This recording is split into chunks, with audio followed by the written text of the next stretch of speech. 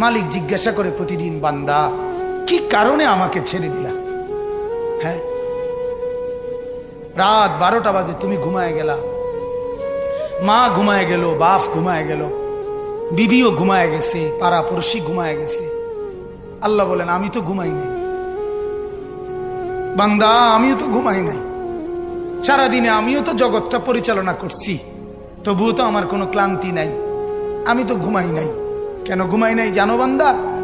রাতের 2টা বাজে যদি তোমার পেশাব করতে হয়, রাতের 3টা বাজে যদি তোমার দরজা খুলতে হয়, তখন যদি তোমাকে উঠতে হয়, আর আমি যদি ঘুমায় যাই বান্দা, তোমারে চোখ মেলে দিবে কে?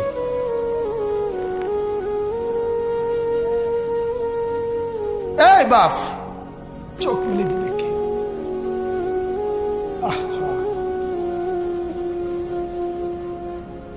আল্লাহ আমাদেরকে মাফ করে। কোরআনুল কারীমের মধ্যে আল্লাহ তাআলা বলছে ওয়াহুয়াল্লাযী ইয়াতাওয়াফাকুম বিল্লাইল।